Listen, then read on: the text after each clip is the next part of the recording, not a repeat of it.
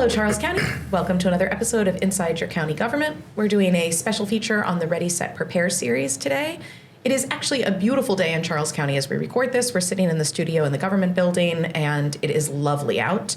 But we're here today to talk about what happens when the weather is not lovely and how days like this are actually the best time to prepare for the bad weather that could be coming for Charles County.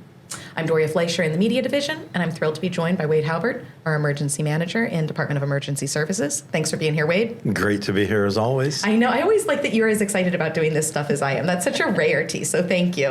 And another enthusiastic person who never turns down the invitation to be included in stuff like this, and we're so grateful for that. Meg Romero from Environmental Resources. Thanks for being here, Meg. Thanks for having me. And Meg, you have a new title since our last recording with you, I believe. Your new title is? Assistant Chief of Environmental Resources. So congratulations. I really appreciate you stepping up to the plate and taking on some more responsibilities for Charles County. I know you do a lot. My pleasure. So we're going to talk today about sandbags, and sandbags specifically how and when they would get distributed in Charles County and why in the event of a storm that could have flooding. So Wade, I want to start with you by telling us about the when and the why of sandbags. So why are sandbags something that sometimes get distributed when there's a storm coming? Again, sandbags are a tool in your toolkit as far as preparing for an emergency. So regarding the when and the why, in Charles County, the decision has been made that we will distribute sandbags for a named storm that's got a imminent or major prediction of flooding that could impact Charles County. Okay. And so when that occurs, the decision will be discussed at the leadership level, and then things will go into action where distribution points will be set up, and then the public will be notified as to where they can get their sandbags. But again, remember, that's a tool in your toolkit. There's other things we also want you to do to prepare for a storm. And people, I think, when I think about sandbags, I think about, I picture putting them around my house to prevent water from coming in. Is that an accurate use for sandbags? Is that why residents are looking for them? Because I think we hear a lot like, are we going to get them? Are you going to distribute them? And again, that theme with me always is preparedness. So if you're going to get sandbags, you should research what you need to do, how you're going to deploy them, and how you're going to fill them. You're only going to get 10 bags per person per car. Okay. So unless your house can be surrounded by 10 sandbags, that's not going to be sufficient. So think about the strategic use of where you're going to place those sandbags. Okay. There's plenty of information that's available on our website as far as, how to fill a sandbag, how to place it, and what things you need to think about if you're going to be setting them up. So it sounds like this is something that has a time and a place, as in we know when they might be needed. We're not going to give them out every time there's a storm. If it's a hurricane that's happening off North Carolina but not affecting Charles County, we don't need sandbags then. But if the leadership level determines that this is something that's a useful tool, it's one tool, but it's not necessarily your recommendation. I shouldn't even say not necessarily, I'm being vague. It is not your recommendation that I just as a resident rely on sandbags. What are some of the other things you want me to do? Right. I mean, if you, again, think about this, sandbags will be distributed for a named storm that's got an imminent impact on Charles County. So think hurricanes, think major weather event. There's going to be advance notice. So if that is the case, what are those other precautions you're also taking to prepare for that storm? If it's a hurricane that's not going to hit us for 5 days, yes, you could fill sandbags and surround your house. You're going to be very tired at the end of it, but have you inventoried your property? Have you moved those things that could be blown by the wind out of the way? Have you, elevated things to a higher level? Have you made sure you've got a backup generator or you've got a backup battery to your sump pump? Those types of things, taking extra precaution to make sure that you've got your communication plan for your family members. You've identified, evacuation routes. Are you in a certain evacuation zone? So all of those things are important as you prepare for a storm. And I think you've referenced in the past that we've got the ready.gov toolkits that people can use. There's references. So these are the things that are just kind of get familiar with those things early, especially as we come into kind of the storm season, yeah? And use all the tools that you have available to you instead of just relying on one. Is that an accurate statement? Yes, and we're always trying to update the emergency management webpage, emergency preparedness webpage on the DES site. So there's always going to be more resources there. We've just recently found some new information related to sandbags, just to kind of give you a little bit more of a how-to, so that you're better informed on how to fill them, how to place them, if that's the course of action you decide to do. Again, there's plenty of options, and we're just trying to give you another tool in your toolkit, but by no means are we saying that's the only one.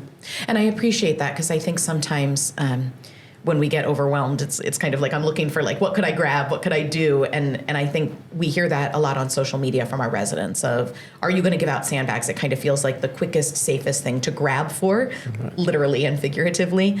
So I appreciate that reminder again on a day like today, when you might be listening to this or watching this and the weather's really nice and we're all kind of calm, these are the times to think about how you would protect your house, your family. Not necessarily 5 days before the storm, not the day before the storm, and not during the storm. So. Right, and I guess what I would say is think about that as you're preparing for a storm. Let's assume you've got several days, right? If you decide that you want to put sandbags out, think about the time that it's going to take. Leaving your house, driving to a location where there's going to be a lot more people that also want to get free sandbags, then you'll potentially have to wait in line. We'll try and be as expeditious as possible to, maximize efficiency.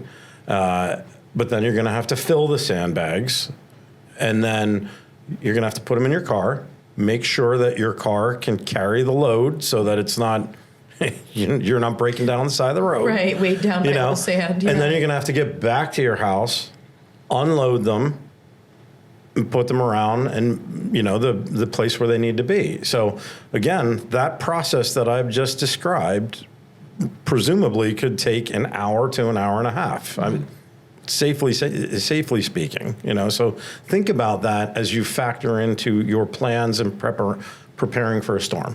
That's really helpful. Thank you. So we know that, Wade, you explained that leadership has made this kind of concrete decision that in the chance of a named storm with imminent impact to Charles County, we would have sandbags available to residents. And I'm going to transition now. Meg, you've been sitting there so patiently and waiting, because now it turns into a Department of Public Works. We kind of transition a little bit out of emergency services into Department of Public Works, which is one of those great times where Charles County government works together for the best staffing to do the best operation at the best time. Yes. Your staff would step in at that point. Mm-hmm. We'd open up some additional sites and distribute materials, correct? Yes. All right, talk to me about what residents need to know. So if they get the messaging from our website, if they get the messaging on social media, through our citizen notification system, which hopefully everybody listening and watching has signed up for, and they see that sandbags are available, they do what?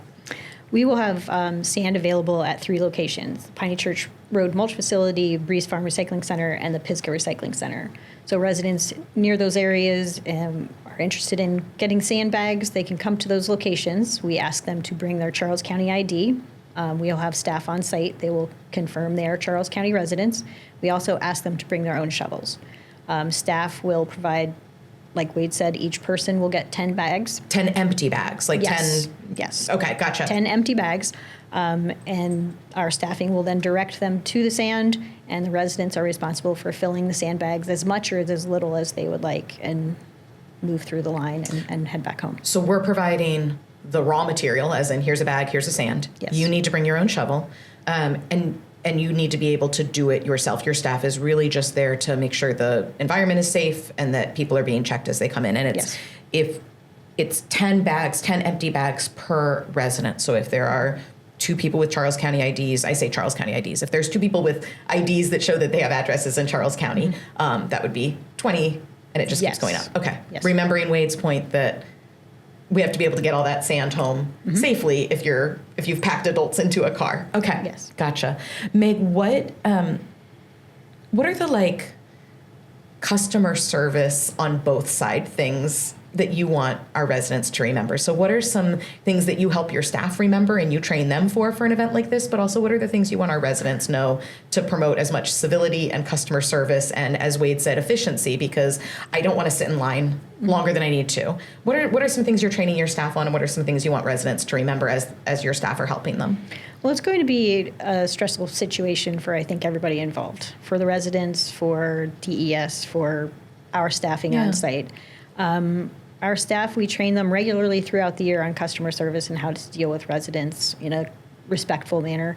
And we ask residents who are coming in, and we understand that it is going to be a hard time, a stressful time, but we just ask them to be respectful of our staffing as well as the other people that are there, because we're all there for the same reason. We want to protect ourselves, protect our homes, but we need to do it in a calm and respectful manner. Awesome, thank you. And I know you named the locations, but all of that would be available. We would be messaging all of that. So if somebody doesn't need to write that down right now, it would say online, these are the hours you can go and all of these reminders, yes? Beautiful. Okay, excellent. Wade, anything else? I know I so rely on you to be kind of the voice of reason in times like this, because I think you have the professional experience, the personality, and the training to keep the rest of us calm and safe. What are the takeaways that you want us to know? Because I think probably events like this that feel very stressful for some of us, for you, it's more of a, this is going to happen and we're going to get through it and we're going to be prepared for it. What do you want us to remember as residents? Well, again, I like to look at things on a macro level. So from a county standpoint, the more preparedness that you as an individual can do, the better prepared we as a county will end up being. Because if you've taken care of your stuff, then you're able to help your neighbor or your loved one. So I'm constantly trying to stress preparedness as far as that. Make sure that you've thought about these types of things so that you're not worried when the sky changes from the beautiful day today and then it's dark and stormy. The other thing that I would also suggest is, as far as maintaining calm and, me being the voice of reason, my children would disagree with that from time to time. They're not here. We're not going to, that's okay. You've got us fooled. We've got this. But what I would say is, again, understand your capabilities. Think about what you're going to be able to do to help yourself, and then you can help others. And then the other thing is, Meg touched on it, but the individuals that work for county government are here to serve the people of Charles County. However, with these types of events, they're also putting their own personal lives on the back burner to do their job. So again, the more we can do from a preparedness standpoint individually, right, the sooner we can get the people that work for Charles County out from the emergency response and back to focusing on their own families. Because when the storm hits, what we want is the workers of Charles County the employees of Charles County to be able to be focused on serving the community and not worry about what's going on at home. And that's also part of what my job is making sure that I've thought about certain things so that, we're trying to minimize stress and we're trying to rotate staff out so that everybody's got a chance to take care of things at home so they can stay mission focused on what they have to do. So the more prepared every one of our residents is, I guess it's a trickle up, maybe not a trickle down, but being prepared as a renter, as a homeowner in Charles County means you can help your community, better supports our staff. It just builds resiliency and strength for the whole community. So right, and I guess what I would say is, if we had a major incident, do you want me coming there from county government, coming out and saying, you do this, you do that, and I'm dictating the whole thing to you? Or would you rather have your neighborhood fully prepared and ready to respond, and then I can come out and say, is there anything else you need?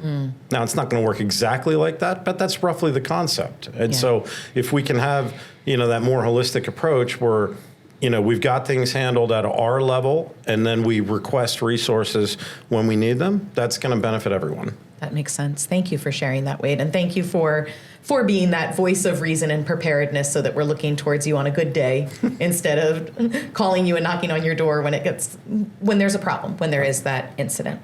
Meg, anything else you want to share on behalf of environmental resources and preparedness? No, if needed, we'll be there and ready to help in any way we can. Thank you so much. It is always a pleasure working alongside you, talking with you on the good days, and it builds my confidence in our ability to serve and work together when stuff is not so great. So hopefully it will be a beautiful, sunny, dry, not too dry, lovely Charles County fall and beyond. But if not, I know we've got some great strategies in place for our professionals, and I'm hoping our residents will take some of this information to heart and help us be prepared.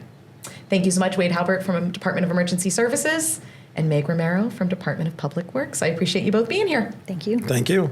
And thank you for tuning in, Charles County. As you heard repeatedly today, a lot of this is work that we do at the professional level, but we need your help. So thank you for helping to keep Charles County prepared for any emergency coming its way. You can always go back for other episodes to hear other ways that you can be prepared. We have an episode on hurricanes you can check out.